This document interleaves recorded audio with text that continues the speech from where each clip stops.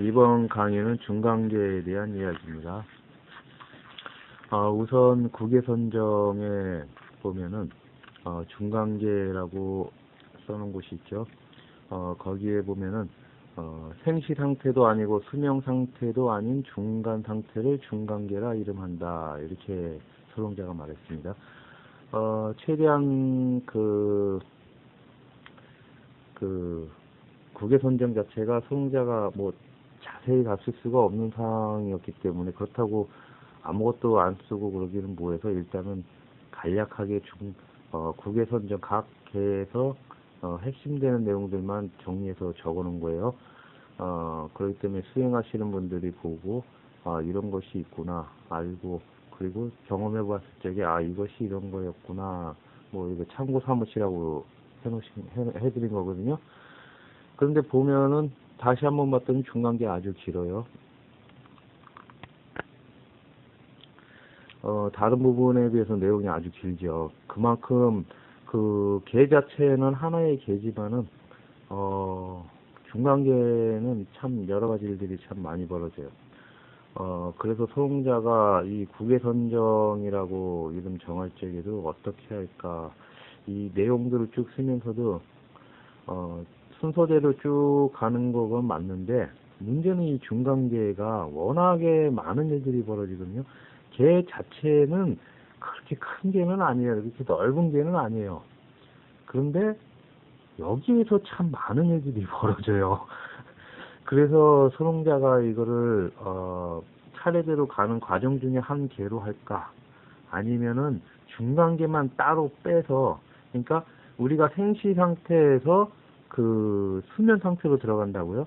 수면 상태로 들어갈 적에 중간계 다음에 이제 심한계 이렇게 쭉 해서 10계까지 가는 방향으로 했는데, 중간계에서 옆으로 빼가지고 중간계에서 중간계 안에서 또 몇 가지 쭉 이렇게 나열해가지고 쓸까, 이런 생각도 하고 그랬어요. 그만큼 다른 계에서는 그렇게 많은 일들이 벌어지지 않는데, 소롱자가 뭐 덜해서 그런지는 모르지만 어쨌거나 그렇게 많은 일은 안 벌어졌어요. 그런데 이 중간계에서는 참 많은 일들이 벌어져요. 그래서 이쪽 연구도 좀 많이 했고, 다른 계에 비해서 이쪽 연구를 좀 많이 했어요.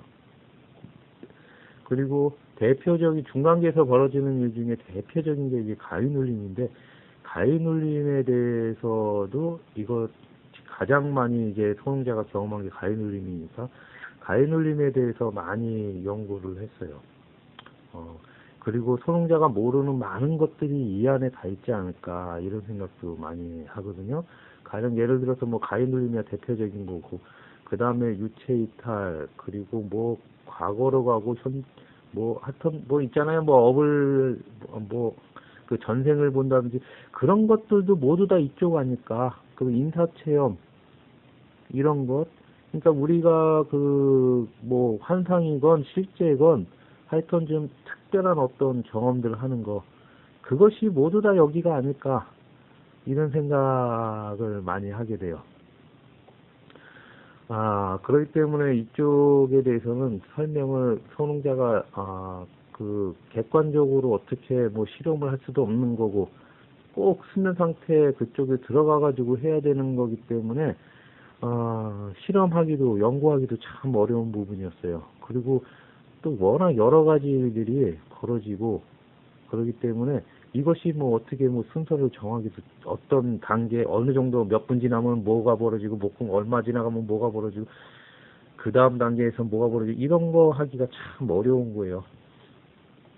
다른 수면 명상 상태는 그래도 구분되는 뭐가 좀 있거든요. 그리고 의식 상태라든지, 그리고 호흡을 통해서 내려가고 그런 것이 있는데, 이쪽은 그렇게 하기도 참 어려워요.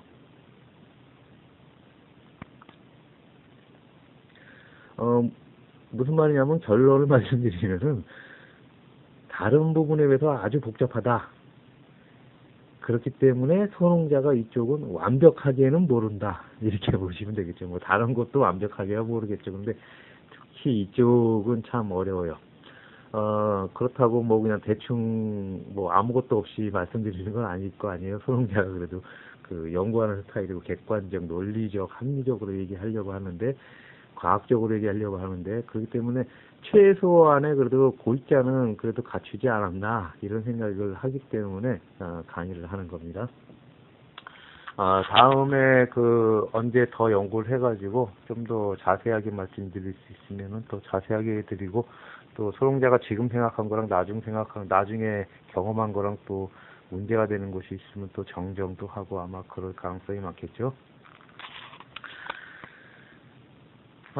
그러면은 우선 중간계라는 것에 대한 개념서부터 좀 설정해야 되지 않을까 이런 생각을 했어요. 일단은 국외선정에서 봤을 적에는 생시 상태도 아니고 중간 상태도 아닌 중간 상태, 생시 상태도 아니고 수면 상태도 아닌 중간 상태를 중간계라 이름한다 이렇게 말씀드렸잖아요. 이것이 무엇이냐면은 일상생활을 하죠. 그리고 이제 잠잘 때가 돼서 이제 잠자리에 누웠어요. 그 다음에 눈을 딱 감았어요. 이때를 잠잔 상태로 하겠느냐, 이때를 수면 상태라고 하겠느냐, 이거 참 애매모호하잖아요. 이거는 그러면 눈 감고 누워 있으면 항상 잠든 거냐 이렇게 말할 수도 없잖아요. 애매모호하죠. 그러면은 또 하나 문제는, 그러면 이제 잠드는 과정을 쭉 지나가다가 그 다음에 이제 잠이 들었는데, 그러면 이제 잠이 든 부분은 어디서부터 잠이 들었다고 할 것이냐, 이것도 참 애매모호하고, 그러니까 잠이 들어서 깨어났을 적에 어디서부터 깬 거라고 해야 되겠느냐, 눈을 떠야 깨어난 거냐라고 한다면은 눈 뜨기 전에 깨어 있었잖아요. 그리고 일부러 눈 안 뜨고서 이것저것 생각할 수도 있고, 참 애매모호한 부분이죠. 그렇기 때문에 이 부분에 대한 어떤 기준을 좀 마련해야 되지 않을까 이런 생각을 하거든요. 가령 이제 소롱자가 이제 물리적으로 생각하는 것, 일반적으로 생각할 수 있는 건 두 가지가 있어요. 몸이 잠든 상태, 마비가 완전히 무슨 공포에 질려서 무슨 마비가 일어나고 어디가 아파서 마비, 그 정도 마비가 아니라 우리가 일상적으로 잠들었을 때 몸 안 움직이잖아요. 물론 전혀 안 움직이지는 않아요. 그렇지만은 몸이 움직이는 거 잘 의식 못하고 그 상태 마비라고 치죠. 그 마비 상태, 잠든 마비 상태가 벌어졌다 그러면은 육체가, 그러면 이거는 잠들어야 됐다고 봐야 되지 않겠느냐 이렇게 생각하겠죠. 그리고 또 육체만 잠든 것이 아니라 의식도 잠이 좀 들어야죠. 그러면 육체도 잠들고 의식도 잠들었을 적에 이때를 잠든 상태라고 해야 되지 않을까 이렇게 생각하거든요. 그러니까 육체도 잠들고 의식도 잠든 상태를 잠든 수면 상태라고 해야 될 텐데, 여기에서 좀 문제가 좀 생길 수가 있는 것이, 육체는 잠이 들었는데 의식은 잠이 안 들었다라고 할 수가 있잖아요.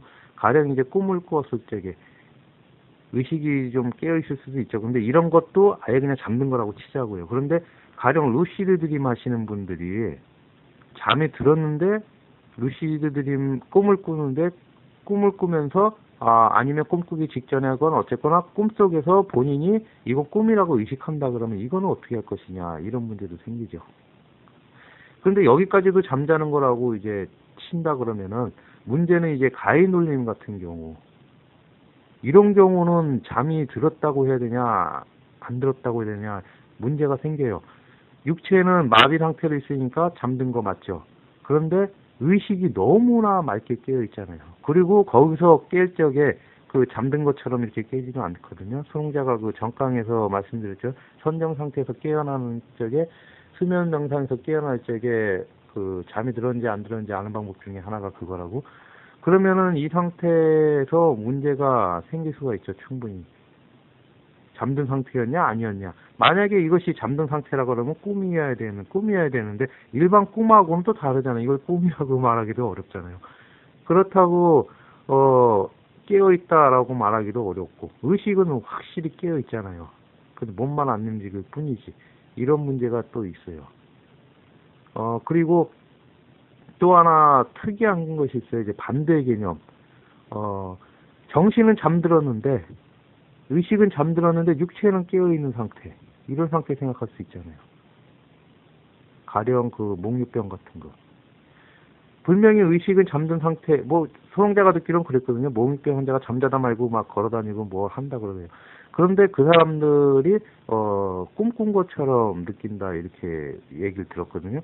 그러면은 그 사람들이 뭐 소롱자가 잘 알고 있는지는 모르지만은 어쨌건 몽유병이니까 그 의식은 잠들어 있는 상태인데 몸은 움직이잖아요. 그러면 이건 잠든 상태라고 해야 되냐? 아니면은 그 깨어 있는 상태라고 해야 되냐? 이런 문제들이 생겨요. 그럼 어디서부터 어디까지 어떤 기준으로 잠자고 있었던 거냐, 깨어 있었던 거냐? 이런 문제가 생기죠. 애매모호하죠. 이런 애매모호한 상황을 소롱자가 중간계라고 하는 거예요. 이 애매모호하기 때문에 소롱자가 수면 상태, 이제 수면 명상을 많이 했단 말이에요. 그러면은 그 다음에 먼저 수면 명상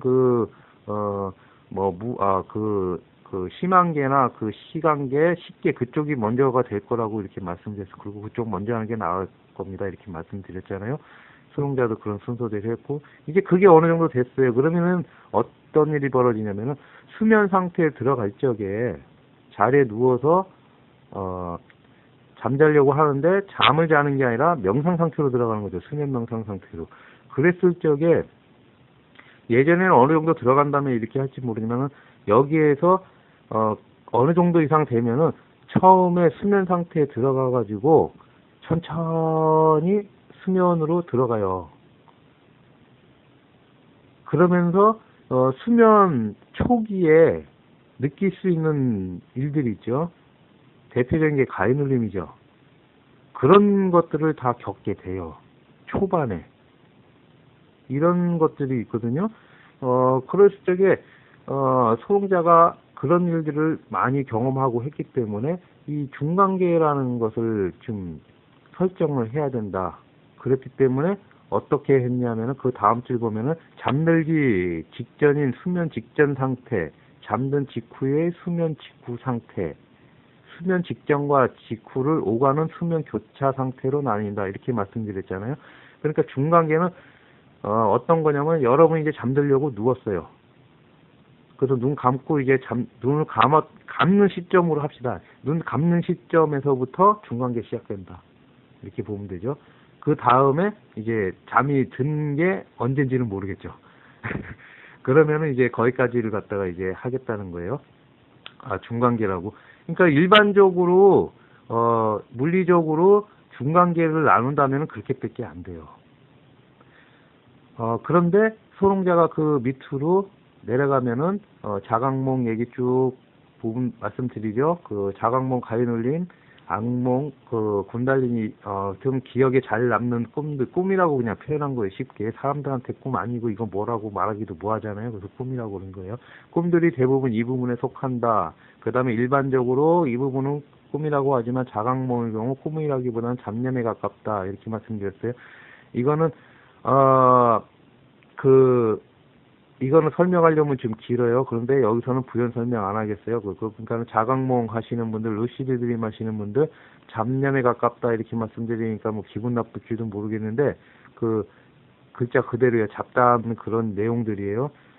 그 때문에 기분 나빠하지 않았으면 좋겠어요. 즉 일상의 잡념과 별 차이가 없다. 일상적으로 우리 그 루시드 드림 꿈꾸지 않더라도 일상적으로 많은 사람들이 생각을 하거든요. 이거는 얘기하려면 이거는 좀 기니까 그냥 넘어갈게요.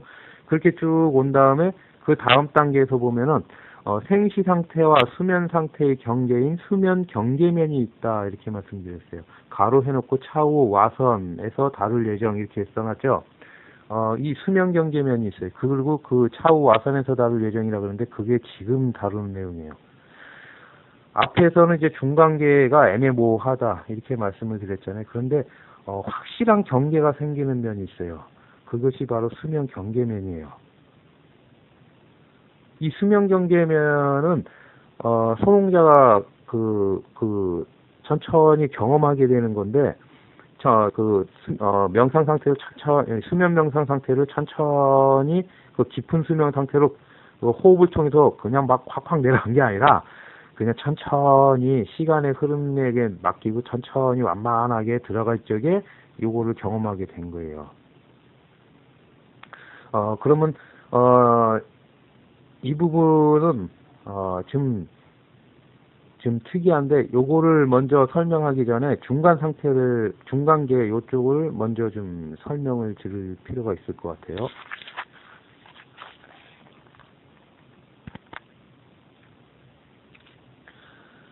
이 중간계는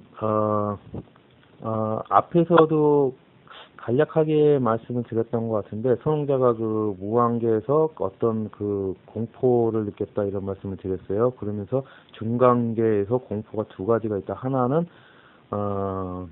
그 가해눌림, 그것이 대표적이고 또 다른 또 공포가 있다 이런 말씀을 드렸었는데, 요것이 요쪽에서도 요쪽에서 벌어지는 내용이에요. 이 중간계 자체를 놓고 봤을 적에 물리적으로 봤을 때 눈 감고 나서라고 했는데, 실제로 우리가 그 수면 경계면 수면 그 중간계 상태, 좀 뭐라 그럴까, 눈 감고서부터로 쉴 수도 있지만은 잠든 상태도 아니고 깨어 있는 상태도 아닌 애매모호한 상태 있죠. 그 다음에 이제 수면으로 들어가는 거예요. 그 애매모호한 상태가 있는데, 그 상태가 그 어떻게 보면 아주 어떻게 보면 아주 깊은 명상 상태가 아니죠. 왜냐면은 국외 선정에서 보면은 그 중간 정도 되는 선정이지만은 전체적으로 아주 깊은 상태의 명상 상태란 말이에요, 여기도. 그런데 이 부분이 이 명상 상태가 이 명상이라고 생각할 수 있는 이 중간계 여기가 아주 얇아요. 일반 사람들이 경험하기 아주 어려워요. 아주 특별하게 그 자각몽이 아니라 가해눌림 당할 적에 요 부분에 걸리는 거예요. 그리고 선홍자가 유체이탈 비슷한 거, 유체이탈은 아니라 그랬어요. 근데 유체이탈처럼 느낀 경험들이 있죠. 좀 전에도 말씀 계속 드렸었고, 그 다음에 뭐 머리에 연꽃이 필 적에 그때도 요 아주 작은 부분인데 여기에 우연하게 걸리는 거예요. 일상적으로는 잠들면서 여기가 워낙에 얇은 상태이기 때문에 그냥 자기도 잠드는 건지 아닌 건지도 모르는 상태로 이렇게 있다가, 그 부분, 중간계 부분 아주 얇다 그랬어요. 그 부분을 그냥 무심코 지나가요. 너무 워낙 얇기 때문에. 그래서 그냥 잠으로 들어가는 거예요. 어느 시점인지는 모르게 어느 순간에 그냥 잠들잖아요. 그런 식으로 그냥 스쳐 지나가는 거예요. 그러니까 중간계를 일반적으로는 못 느낀다. 중간계를. 수면 경계면 얘기가 아닙니다. 여기는 중간계예요. 중간계를 못 느끼고 지나가요. 다만 특별한 때만 이 이 중간계를 들어가게 되는 거예요. 그렇기 때문에 가해눌림이건 유체 이탈한 것 같은, 그리고 또 인사 체험도 들어갈 수 있어요. 물론 실제로 그런 것도 있지만 인사 체험이라고 착각하는 거, 그러니까 그 유체 이탈이라고 착각하는 거, 그리고 가해눌림 이런 것들은 여기서 벌어져요.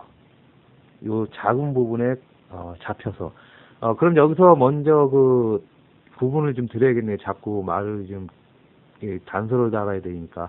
선홍자가 지금까지 경험한 그 유체 이탈이라든지 뭐 그런 것들 전부 다 그 선홍자가 연구해보고 분석해보고 다시 한번 반주해봤더니 유체 이탈 아니라 그랬어요. 일반적으로 진짜 의식이 바깥으로 나간 거. 그래서 현실을 갖다가 의식이 다 볼 수 있어야죠. 그런 상태가 아니라 그랬잖아요. 그러니까 그런 거 유체 이탈이라고 착각이 일어날 수 있는 부분들. 그리고 그 임사 체험도 마찬가지로 착각을 할 수 있는 부분들 얘기하는 거예요. 실제로 그런 것이 있는지 없는지 선홍자가 경험을 안 해서 몰라요. 선홍자 경험에 의해서만 얘기하는 겁니다. 그러면은 일반적으로 사람들은 이 부분을 무의식적으로, 중간계는 무의식적으로 지나갑니다. 아주 얇기 때문에 무의식적으로 지나가게 돼요. 그런데 이 얇은 부분을 그 자기도 모르게 그 우연히 또는 또 필연이지만은 의식하지 왜 그런지 모르니까 우연이라고 할 수 있겠죠. 그 사람이 그 중간계에 들어가게 돼요. 그랬을 적에 이게 뭐 가해눌림이나 뭐 유체이탈이나 임사체이나 이런 것이 일어나요.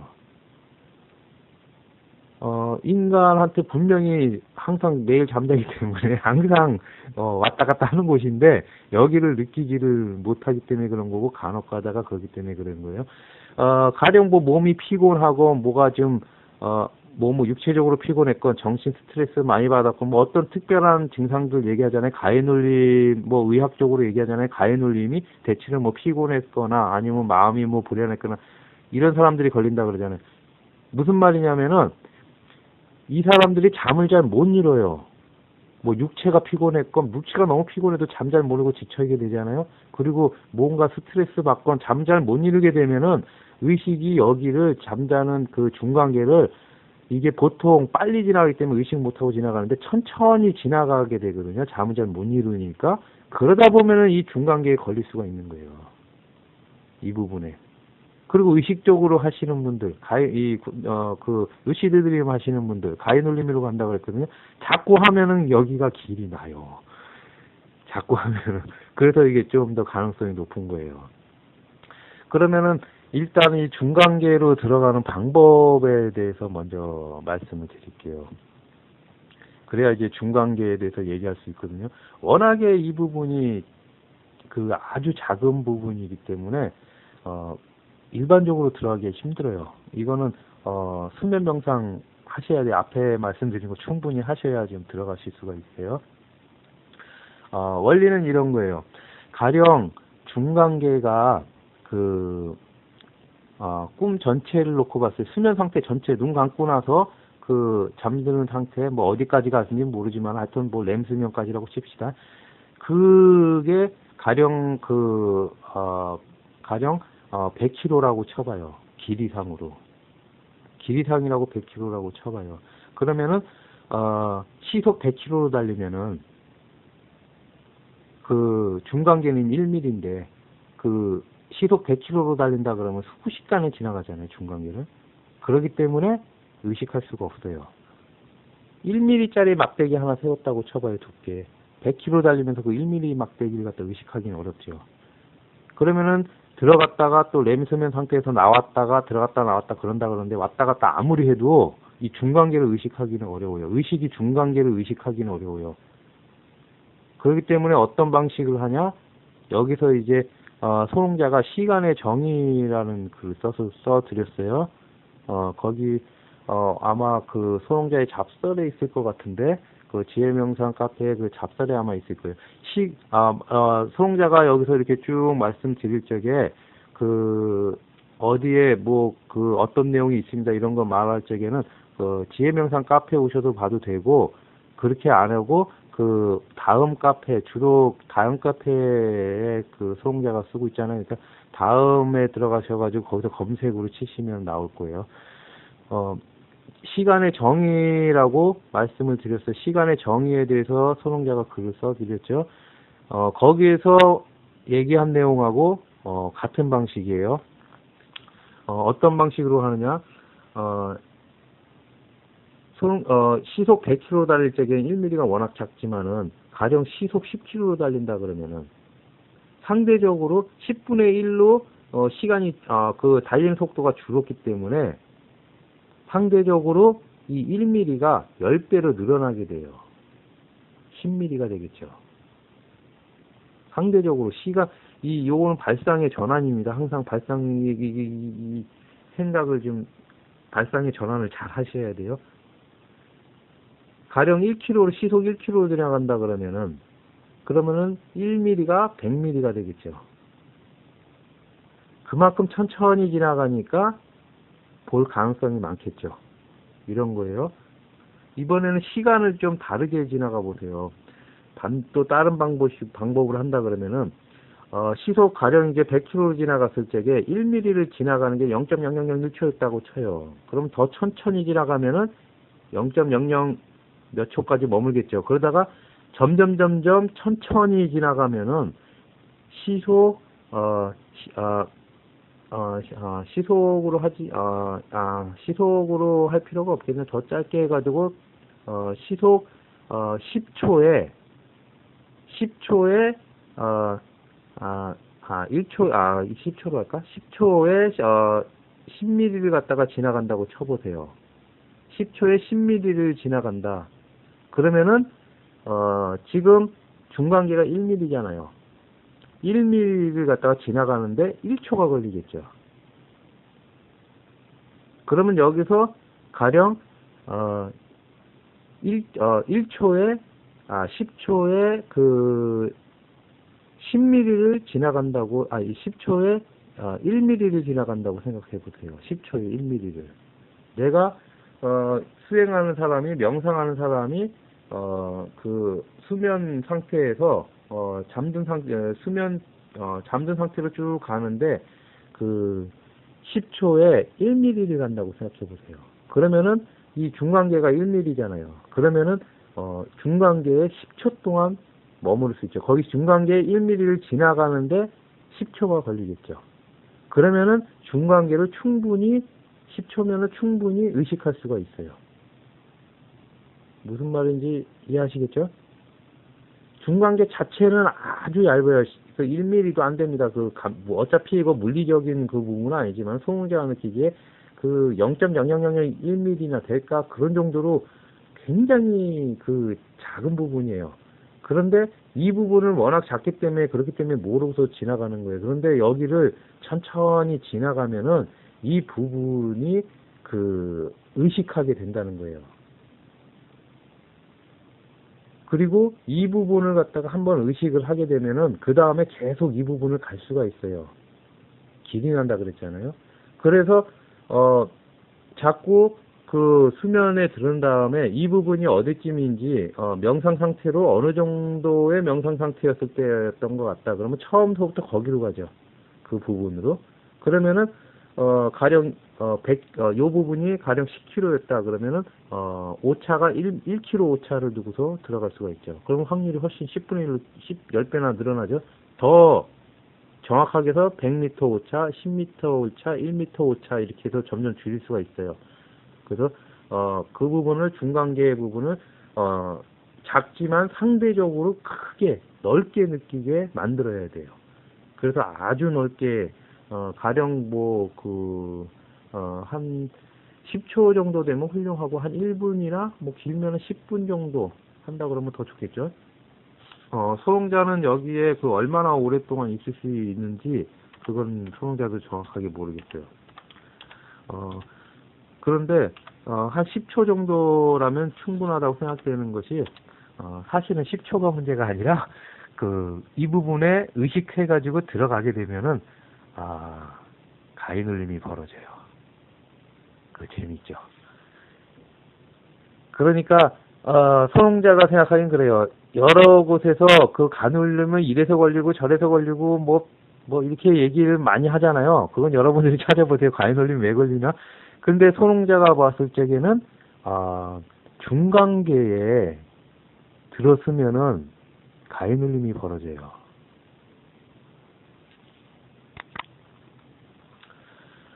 왜 그러냐면은 이 중간계의 그 대표적인 게 가위눌림이거든요. 그래서 소홍자가 생각하는 것이 중간계에 들었으면은 가위눌림이 오는가, 아니면은 군달리니 에너지가 작동을 했기 때문에 가위눌림이 벌어지는가, 이런 거거든요. 두 가지 다 가능성이 좀 팽배해요. 같이 팽팽해요, 팽팽. 두 가지 다 그래요. 그리고 이렇게 가위눌림이 이렇게 여기서 작고해서 여기서 가위눌림이 들게 되죠. 그러면 이제 여기서 선정이 더 깊어지고 그러면은 이 중간계가 가령 이제 자꾸 천천히 가서 가령 1초가 한 10초라 그러죠. 10초 정도로 10초 정도 거기 그 중간계 지나가는데 10초 정도 걸린다. 그랬을 적에 10초 정도면 가위눌림 걸리기 충분하거든요. 걸리면은 더 못 지나고 여기 잡혀 있는 거죠. 중간계에. 거기 잡혀서 가위눌림을 당하기에 충분한 시간이에요. 10초면은 의식이 잡혀가지고. 그런데 이 중간계가 점점 더 의식이 느리게 지나가면은 이 중간계가 점점 넓어져요. 그리고 중간계가 점점 넓어지면은 그냥 중간계 잠들어서 중간계를 지나가서 잠 쪽으로 가는 게 아니라 그 중간계에 머무를 수가 있어요. 왜? 넓으니까. 그 앞에서도 설명드렸죠. 모든 그 명상 상태는 굉장히 넓다고. 공무병처 이후는 그 새끼까지는 그렇게 넓지 않아요. 물론 거기도 넓지만은 그렇게 넓지 않아요. 거의 무한대 쪽이라 그랬잖아요. 그 무색계 그쪽에는 거기 그 다 무한대라고 표현할 수밖에 없는 그 넓이거든요. 마찬가지로 이 중간계도 사실은 아주 작은 부분이지만은 확대시켜서 아주 크게 될 수가 있어요. 그렇게 되면은 이 가위눌림만 있냐 하면은 그렇지는 않다는 거죠. 그렇기 때문에 이 부분에 들어갔다고 해서 가위눌림에 중간계에 들어갔다고 해서 가위눌림 되느냐? 그렇지 않다고 보거든요. 그러니까 그 넓기 때문에 그 넓은 부위 중에 어느 부분에서 가위눌림이 벌어져요. 그런데 이것이 좁을 적에는 그 대표적인 그 작용이 가위눌림이기 때문에 가위눌림이 튀는 거죠. 그러니까 뭐라고 표현할까? 그 가령 그 완전히 그 평평한 그 바닷가 생각하면 되겠네요. 바닷가가 있다고 쳐요. 바다 한가운데 있어요. 그리고 파도도 안 치고 거울처럼 그 바다가 잔잔해요. 그러면 아무것도 없죠. 그런데 여기에서 어떤 그 큰 물체가 하나가 떠 있다면, 가령 높이가 뭐 100m가 됐건 1km 아니 100km라 그러죠. 100km짜리 구조물이 하나 서 있다면은 바다에서 그냥 확 보일 거 아니에요. 이거 생각하면 되겠네요. 밤중에 깜깜한데 바다를 항해하는데 아무것도 안 보이는데 별빛도 없다고 치자고요. 그때 저 끝에서 아주 약하지만 그 등대불이 비추면은 그거 그냥 확 튀잖아요. 그런 식으로 가위눌림이 그 중간계에서 좀 튀는 거예요. 그렇기 때문에 그것이 딱 튀는 거지, 그 중간계 자체가 가위눌림이라고 말할 수는 없지 않나, 소롱자가 그렇게 생각을 해요. 왜냐하면 중간계라고 부를 수 있는 곳이 좀 계속 들어가 보고 거기에 머물러 보고 하다 보니까 넓게 되거든요. 점점. 그러다 보니까 중간계에 있는 것만으로 가위눌림이 되지는 않아요. 물론 소롱자가 착각해서 중간계가 아닌데 중간계라고 볼 수도 있겠죠. 뭐 가능성은 모두 다 열어놓자고요. 그렇지만 이제 소롱자가 느끼기에는 그렇다, 이런 것이죠. 그렇기 때문에 처음에는 중간계에 딱 들어가면은 가위눌림이 이루어지니까, 왜냐하면 그게 대표적인 게 느낌이 가위눌림이니까 그게 될 수 있지만은 자꾸 그래서 쿤달리니 에너지, 가위눌림이 올라올 적에 그 에너지가 쿤달리니 에너지라고 그랬어요. 그 쿤달리니 에너지가 올라오지만은 계속 넓게 되다 보면은 그 가위눌림 할 적에는 쿤달리니가 올라오지만은 다른 때에 있을 적에는 쿤달리니가 안 올라오거든요. 중간계 안에서 가위눌림이 벌어지는 그 부분이 아닌 이상에는. 그럼 다른 부분에 있을 적에 쿤달리니 그 가위눌림이 안 일어나잖아요. 쿤달리니 에너지도 없이. 그럴 적에 소롱자가 느끼기에 또 이런 생각을 하는 거죠. 가위눌림은 그냥 가위눌리는 게 아니라 쿤달리니 에너지가 올라왔을 적에 가위눌림이 오는 것이다. 그러니까 중간계 들어갔다고 가위눌림이 오는 것이 아니라 쿤달리니가 올라왔을 적에 가위눌림이 일어나는 것이다. 그러니까 두 가지 생각을 하는 거예요. 하나는 중간계 어느 부위에 있으면은 가위눌림이 저절로 오는 것. 또 하나는 쿤달리니 에너지가 작동을 해야 가위눌림이 오는 것. 이 두 가지를 생각을 하죠. 어쩌면 이 두 가지 경우가 다 될 수도 있고, 그거는 뭐 더 연구를 해봐야겠죠.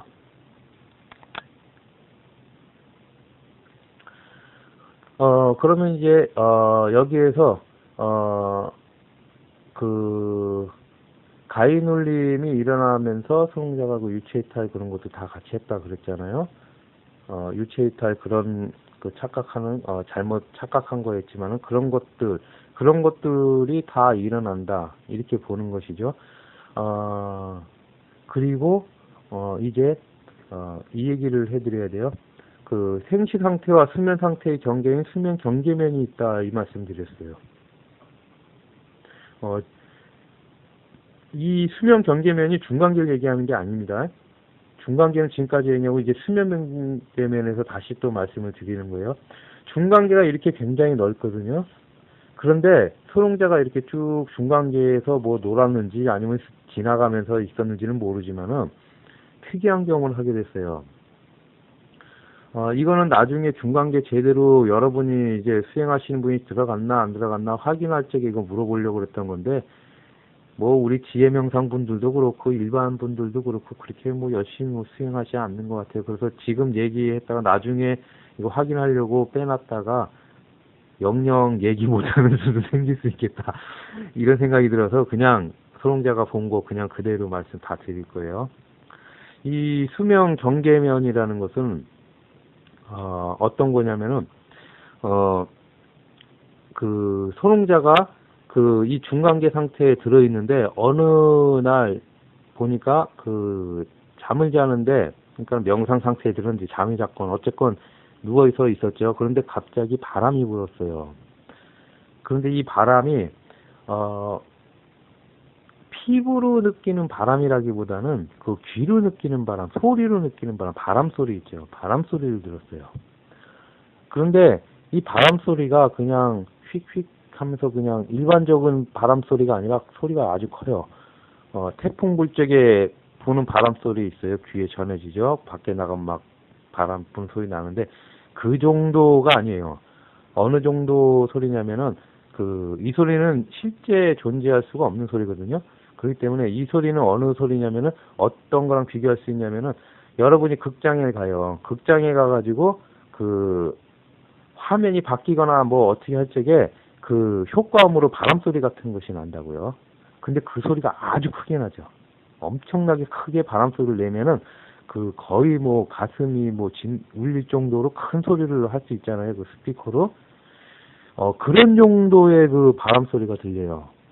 그러니까 이 소리는 못 듣기가 좀 어려워요. 소농자만의 경험일지는 모르지만 만약에 이것이 소농자 생각하기 그렇거든요. 어떻게 소농자만 특별하냐가, 아마 일반 사람들도 다 이런 거 있을 것이다 이런 생각을 하니까 강의를 하는 겁니다. 만약에 소농자만 특별하면 할 필요 없다고 지난번에 말씀드렸죠.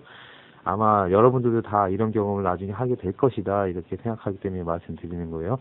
그 정도로 큰 소리가 들려요. 그렇기 때문에 이 소리 못 들기는 좀 어렵죠. 소농자가 이 소리 듣고서 깜짝 놀랐단 말이에요. 그러면서 깼어요. 그게 처음에 들었을 때 아마 한 번 들은 게 아니라 두 번 들었을 거예요. 휙휙 두 번. 그때 눈을 떴는지 어땠는지는 모르겠어요. 근데 그것이 한 번이 아니라 그 다음에도 또 벌어졌어요. 그러니까 그 다음에는 이제 눈을 갖다가 이제 안 뜨고서 이제 관찰을 갖다 이제 하게 됐죠. 그러니까 좀 더 정확하게 이제 들어가기 시작하는 거예요.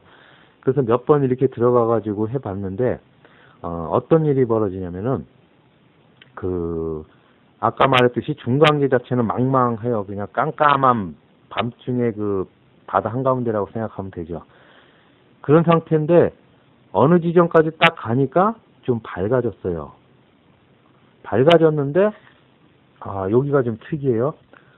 의식이 맑았어요. 그러니까 중간계 상태에서 소홍자가 의식이 아주 맑게 돼 있는 거예요. 중간계는 일반적으로 무의식보다 좀 수면 명상을 좀 하시면 중간계에서 어떤 뭐가 대상이 있거나 그러면 맑아집니다. 아주 맑아져요. 그러니까 가위 눌림을 했건 뭐 유체 이탈했건 그분들 전부 다 의식 맑다 그랬어요. 그 중간계의 특성이에요. 의식이 맑은 게. 그렇기 때문에 그런 겁니다. 의식이 맑기 때문에 그 부분을 지나가는데 갑자기 밝은 것이 있었기 때문에 거기가 눈이 볼 대상이 아무것도 없으면은 아무것도 의식을 못해요. 의식 자체도 존재한다는 걸 못 느끼게 되죠. 그런데 의식할 게 존재해야 의식도 자기가 있다는 걸 깨닫게 되죠. 그랬는데 옆에 좀 뭐가 밝은데 어떤 막이 있어요. 막. 뭐 커튼 같다고 쳐도 좋고 책장 같다고 해도 좋고 아주 얇은 막이 있어요. 그것이 거의 뭐랄까 그 유리같이 좀 거의 투명해. 근데 유리도 좀 느낄 수가 있잖아요. 투명하더라도 그런 식으로 느낄 수 있는 그 막이 있어요. 그 막을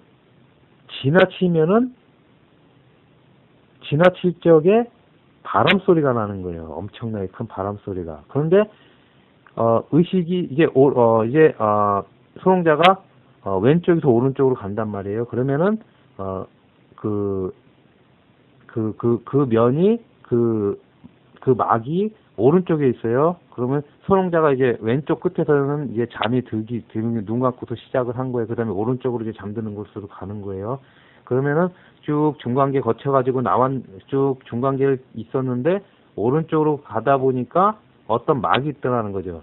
근데 그 막을 딱 지나치는 순간 그게 코끝에 그 정중앙에, 눈 중앙에 딱 와 있을 때, 시야 중앙에 딱 와 있을 적에 거길 지나가면서 갑자기 바람 소리가 들려요. 큰 바람 소리가 들립니다. 깜짝 놀라서 돌아오면은 다시 또 막을 지나가게 되잖아요. 넘어갔다 넘어오는 거죠. 바람 소리가 다시 들려요. 바람 소리가 아주 크게 들려요. 그 재밌잖아요. 맨 처음에 깜짝깜짝 놀라지만은 재밌잖아요. 그래서 몇 번씩 이렇게 왔다 갔다 하면서 해봤어요. 그랬더니 여기는 깜깜한 게 아니라 그래도 좀 빛이 있어요. 오른쪽으로 딱 가면은 왼쪽은 일단 깜깜해요. 그런데 왼쪽은 깜깜한데 이제 막이 오른쪽에서 어느 정도 오잖아요. 그러면 이제 시야 전체를 놓고 봤을 적에 한 3분의 1 정도 이렇게 오면은 오른쪽이 보이잖아요. 그게 투명하니까. 그쪽은 좀 밝아요. 그리고 그것이 중앙을 딱 넘어갈 적에 바람 소리가 나요. 그 다음에 놀래서 다시 돌아오면 중앙 넘어갔던 것이 다시 반대로 오른쪽으로 가니까 또 소리가 납니다. 그러면 이제 다시 이제 귀 소리는 잘 많이 들었으니까 이번엔 시각을 사용해서 잘 보는 거예요. 바람 소리가 나면서 오른쪽으로 딱 가면은 어떤 게 보이냐면은 뭐랄까 좀 구름을 보는 것 같은, 구름의 약간의 색깔, 그러니까 전체적으로 흰색인데 약간 파랗고 약간 빨갛고 이게 살짝 있는 그런 정도, 그런 것이 보여요. 그런데 그 화면 자체는 뭐 별 볼 일 없어요. 그러니까. 그런데 특이한 현상이 왼쪽에 있을 적에, 중간계에 있을 적에는 의식이 아주 맑은데 오른쪽으로 갔을 적에는 의식이 흐려요. 그리고 시야도 흐리고. 그러니까 의식이 확 떨어져요. 빈몽사몽가 아니랄까, 의식이 거의 좀 뭐랄까, 여러분이 수면 명상 하다 보면은 의식이 좀 약한 거, 집중하기 어려운 거, 그래서 잘못 까딱하면 그냥 잠드는 그런 상태가 있거든요. 애매모호하게 지금 의식이 아주 좀 뭐랄까, 느슨해진 그런 상태, 아주 좀 무능력해지거든요. 저 밑으로 내려가면 좀 그런 게 있어요. 시간계 그쪽, 그런 것처럼 굉장히 좀 무능해져요. 그러면은 여기에서 다시 또 이쪽으로 와봤어요. 중간계로. 그럼 의식 맑아지고. 그런데 중간계는 의식이 맑기 때문에 중간계에서 이쪽으로 넘어갈 적에, 그 막을 넘어갈 적에는 쉬워요. 그런데 이쪽에서 넘어간 다음에 다시 중간계로 올 적에는 어려워요.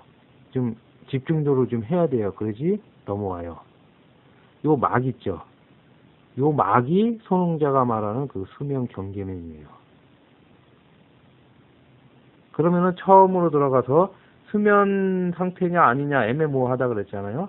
그것을 어떻게 정하냐? 물리적으로 잠이 들었냐, 의식이 잠들었을 때, 이럴 적에 이런 식으로 뭐 육체가 잠들거나 의식이 잠들거나 이렇게 해가지고 할 수도 있지만은, 손흥자의 경우에는 이 수면 경계면을 지났느냐 못 지났느냐, 요거를 가지고서 구분을 지을 수가 있겠죠.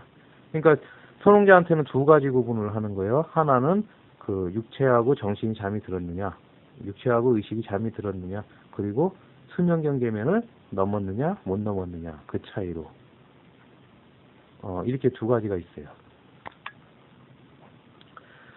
그럼 여기서 이제 한 가지만 더 말씀드리고 요번 강의는 마치도록 하죠. 좀 전에 손흥자가 이 얘기를 했어요. 가위 눌림이 됐는데 손가락이 눈썹 위에 있었기 때문에 자극이 돼서 그랬는지 모르지만, 눈을 뜨고서 유체 이탈이 되는 거를 갖다가 지켜봤다 그랬잖아요. 몸이 이렇게 뜨는 거를 보면서. 그러면서 손흥자가 얘기를 했어요. 집중하면 맑아졌고, 그 다음에 잠시만 있으면 어두워졌고, 의식이 좀 흐려졌고, 그 상태도 왔다 갔다 했잖아요. 의식이 맑은 상태와 어두운 상태, 맑은 상태, 어두운 상태. 그 부분도 수면 경계면이에요. 그러니까 일반적으로는 중간계에서의 수면 경계면은 잠든 눈 감고 있는 상태에서 이루어지죠. 그런데 얼마 전에 좀 특별한 경험을 한 거예요. 그것이 특별한 이유가 뭐냐면 수면 경계면을 눈 뜬 상태에서 경험한 거죠. 뭐 다른 것도 여러 가지 그것이 그때 눈 뜨고 있었기 때문에 여러 가지 시험하기도 좋고 객관적으로 이거는 확실하게 말씀드릴 수가 있는 거 소롱제가 직접 봤기 때문에 그렇기 때문에 그 얼마 전에 눈 뜨고서 그 가해놀림을 겪었을 적에 그때가 아주 좀 특이하게 많은 것을 설명할 수 있는 그런 경험이 됐어요.